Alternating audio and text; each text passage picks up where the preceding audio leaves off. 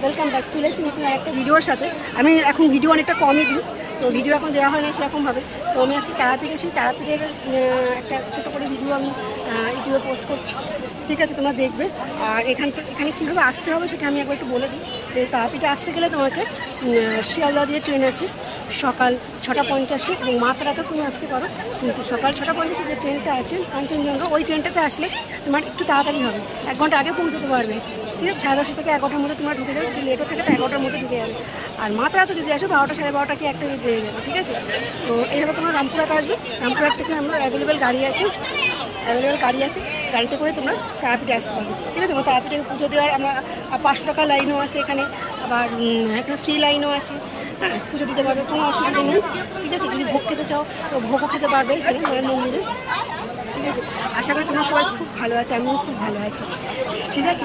তোমরা কমেন্ট করতে থাকবে, আর ভিডিও নিচে আর কে কোথা থেকে দেখছো সেটা এখানে লিখতে থাকবে, ঠিক আছে? আমি শর্টও ছাড়বো, ভিডিও করেছিলাম, শর্টও আমি ইউটিউবে ছাড়বো, শর্টটাও দেখো, ঠিক আছে? মন্দিরটা তারাপীঠটা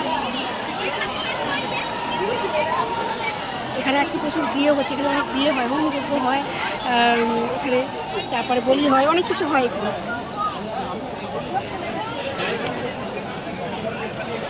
ব্যাক ক্যামেরা করে তোমাকে দেখাচ্ছি, দেখো এখানে কনস্ট্রাকশনের কিছু কাজ হচ্ছে। এখানে মন্দির আছে, বড়বাঙ্গির মন্দির আছে, আর মায়ের মন্দিরের ভেতরে যেতে দেয় না, মন্দিরের ভেতরে ফোন নিয়ে অ্যালাউ নেই, ঠিক আছে? এখানে ফোন জমা রাখতে হয়, ফোন জমা রাখার পরে তারপরে মন্দিরের ভেতরে যেতে হয়।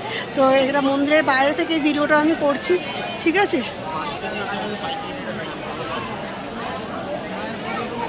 যে মন্দির পুকুরটায় যে অবস্থা হয়েছে একদম শুকিয়ে গেছে, জল নেই বলে যে পুরো শুকিয়ে গেছে, বর্ষার সময় ভালো করে জল থাকবে। তো আমরা একদিনের ট্যুরে এসেছি, একদিনের ট্যুরে তারাপীঠ চলে এসেছি পুজো দেওয়ার জন্য। আমরা বছরই তারাপীঠে আসি পুজো দিতে গিয়ে, তো আবার বছর এসেছি। আর আবার কালকে সকালবেলা চলে যাবো, রাত্রে থাকবো, একটা রাত থেকে আবার পরের সকালবেলা হোক কি 12টা 1টা দিয়ে পরপর ট্রেন আছে। হাওড়া রামপুরহাট প্রচুর ট্রেন আছে হাওড়া যাওয়ার জন্য, ঠিক আছে? যদি তোমরা এখান থেকে নেবে বোলপুরে শান্তিনিকেতনে ঘুরতে যেতে পারো, বোলপুর নেবে শান্তিনিকেতনে যেতে পারো, ঘুরে তারপরে ওখান থেকে ব্যাক করতে পারো। এখান থেকে আর্লি মর্নিংয়ে বেরোতে হবে। আর্লি মর্নিংয়ে যদি তোমরা বেরোতে পারো তাহলে তোমরা শান্তিনিকেতনটা যেতে পারো। শান্তিনিকেতন যেতে গেলে এখানে আর্লি মর্নিংয়ে বেরোতে হবে এবং সারাদিন ঘুরবে, তারপরে আবার সন্ধ্যেবেলা হাওড়াগামী যে কোনো ট্রেন ধরে তোমরা হাওড়ায় চলে যেতে পারবে, ঠিক আছে? আমরা খাওয়া দাওয়া করেছি, এখানে খাওয়া দাওয়া অ্যাভেলেবেল, খুব যে একটা খরচ সাপেক্ষ সেটা নয়, সব কিছু এখানে পাবে, কোনো ব্যাপার নেই।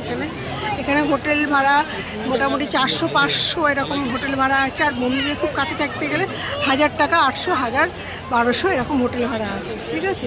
যেমন কাছাকাছি থাকবে তেমন টাকাটা বেশি। রাস্তা মন্দিরের দিকটা একটা ভাড়া একটা আলাদা আছে, রাস্তার ওই পিঠটা ভাড়া একটা আলাদা আছে, ঠিক আছে? ঠিক আছে, তোমরা ভালো থেকো, সুস্থ থেকো, এটাই চাই। আবার দেখা হবে তো অন্য কোনো একটা নতুন কোনো একটা ভিডিওর সাথে। আবার দেখছি যদি কোনো ছোটো কোনো ক্লিপ আমি তোমাদের সঙ্গে দেখাতে পারি, শেয়ার করতে পারি, এবং সেটাও আমি তোমাদেরকে দেখাবো, ঠিক আছে? আর জানাবো নতুন কোনো তথ্য থাকলে আমি সেটাও জানাবো। আমরা শ্মশানেও যাবো, শ্মশানে গিয়েও আমি কিছু ভিডিও করে সেটা আমি জুড়ে দেবো, ঠিক আছে? তোমরা দেখতে থাকো। তোমাদের যারা বাংলাদেশ থেকে দেখছো তারা একটু কমেন্ট করে জানাবে যে আমরা বাংলাদেশ থেকে দেখছো, ঠিক আছে?